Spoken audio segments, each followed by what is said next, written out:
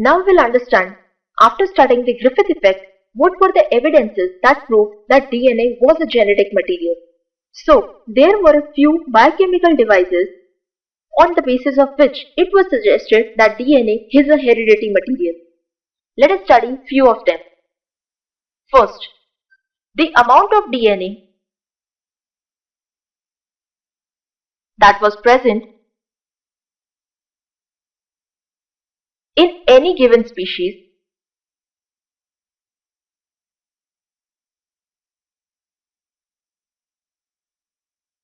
Now this species can be either of any of the cell of organism.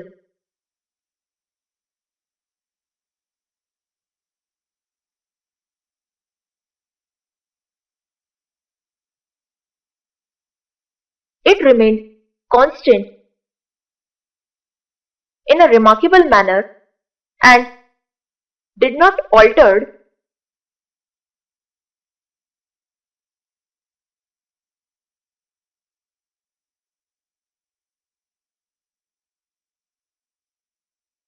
at all by any environmental circumstances .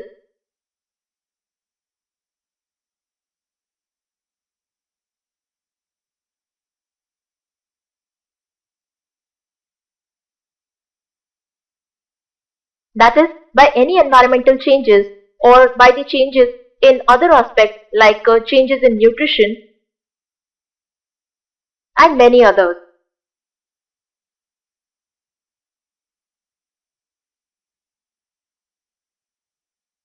Thus, in this manner it was proved that DNA as a genetic material remained constant, that is, its amount remained constant under all the circumstances for a specific cell of the organism of a particular species.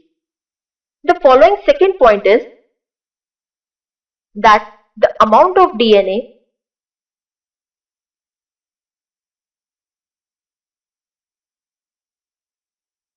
that is present per cell appears to be in proportion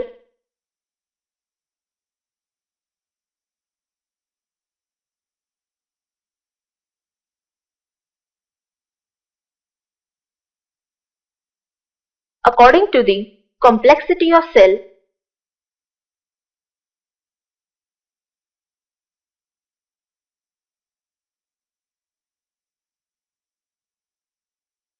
and the amount of genetic information that it contained.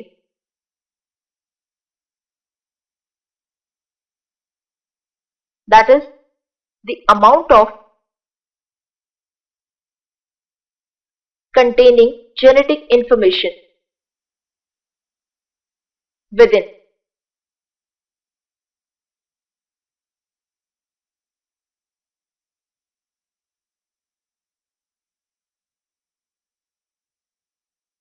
And on this basis, although the amount of DNA remained constant, but its proportion was according to the complexity of cell and the amount of genetic information that was present within.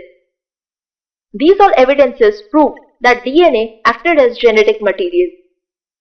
After studying about the evidences for its acting as genetic material, let us now understand that what is actually DNA. About its structure. DNA abbreviates as deoxyribonucleic acid.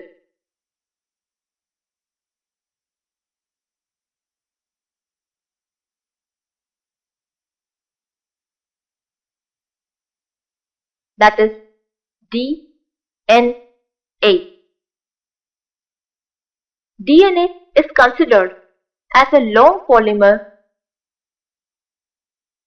of this acid, that is deoxyribonucleic acid. In this, linkage of phosphodiester bonds occur. Linkage occurs in a 3' to 5' direction of phosphodiester bonds.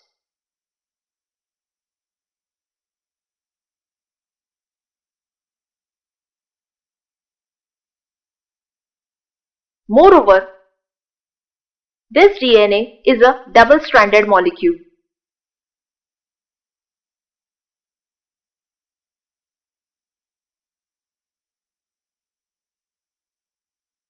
in such a manner that each strand is arranged opposite to the other. The first strand is arranged in the 5' to 3' direction, while the other is arranged in the opposite, that is 3' to 5' direction. That is, the movement of these strands occurs in these respective directions. And this double-stranded molecule occurs as a double helix structure because these strands wound each other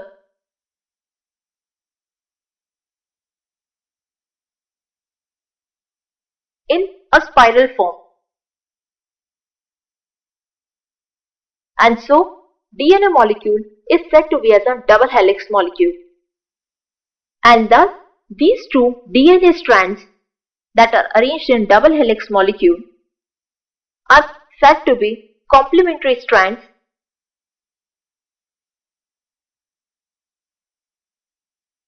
because, as said earlier, that these two strands run opposite to each other, and therefore we can say that they run in an anti-parallel manner, that is opposite to each other.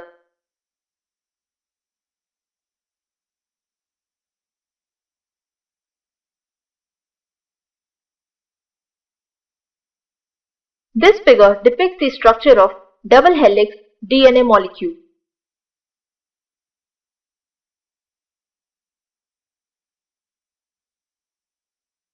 As said earlier, that these are the two strands which run in an anti-parallel manner and are arranged in the form of spiral, that is helix arranged. As said earlier, DNA is a long polymer, and so it can be said as a polymer of nucleotide.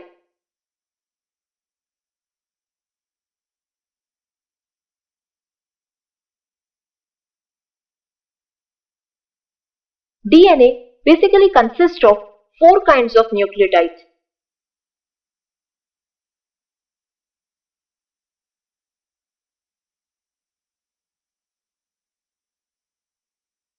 Out of which each one contains mainly 3 characters,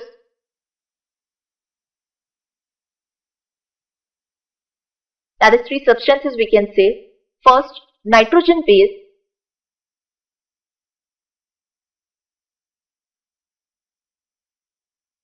second, pentose sugar,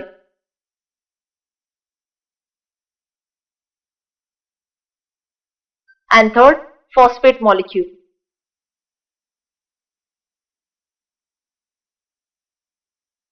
Pentose sugar is termed as deoxyribose sugar.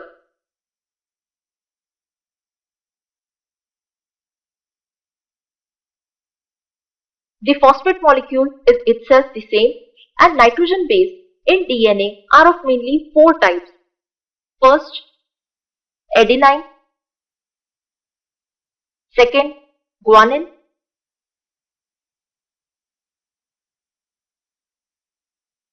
third, cytosine,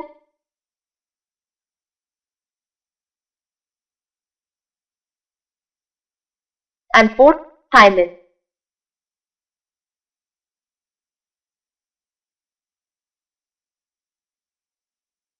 Which are respectively represented as capital A for adenine, capital G for guanine, capital C for cytosine, and capital T for thymine.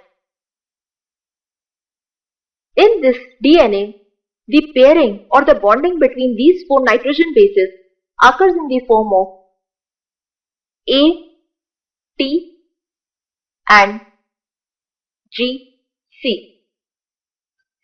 Between adenine and thymine, that is AT, a double bond occurs, while within guanine and cytosine there occurs a triple bond. And within DNA, such a bonding only occurs of nitrogen bases.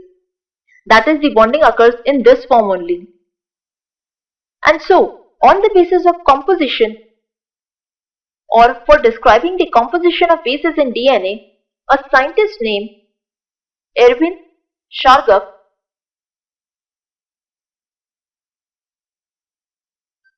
in 1949 gave rules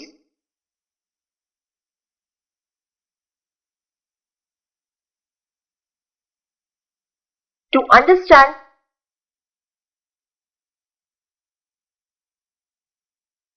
the composition of bases in DNA. That is the composition of nitrogen bases in DNA.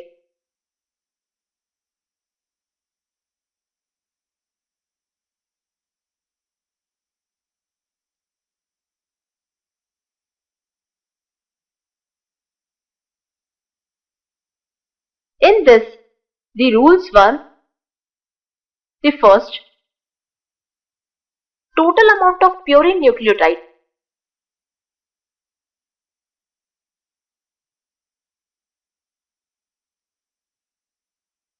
Purine nucleotides included two, that is adenine and guanine, that is A and G. These were considered as the purine nucleotides, which equals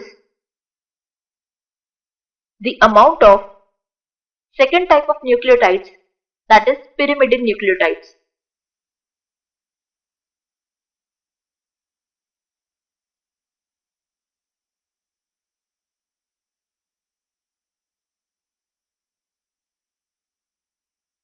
These pyrimidine nucleotides include the rest two, that is cytosine and thymine.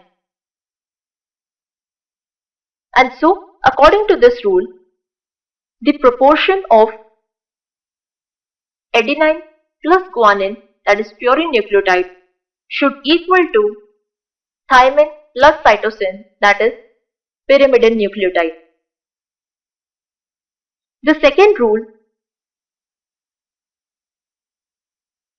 was that the proportion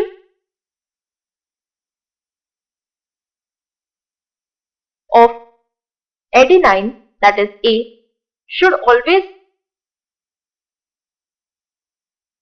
equal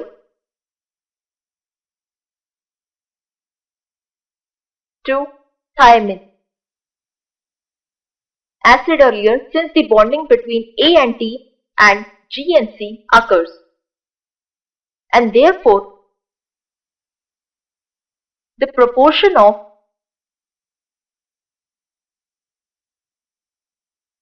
G, that is guanine, should always equal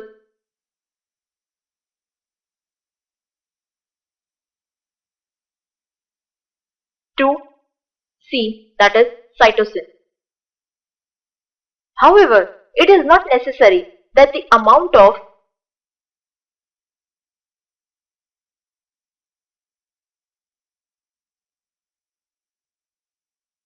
A plus T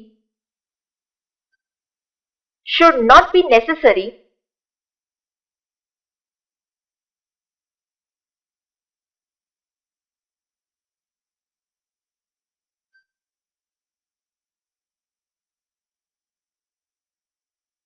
equal to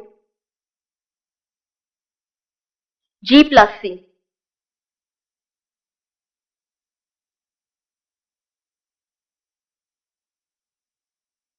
That is, we can describe in symbolic manner that the adenine amount should equal thymine amount and the guanine amount, wherein race proportion, should always equal cytosine amount. But it is not necessary that A plus T, that is the combination of 2 by G plus C, should always be the same, and therefore it varies in all organisms.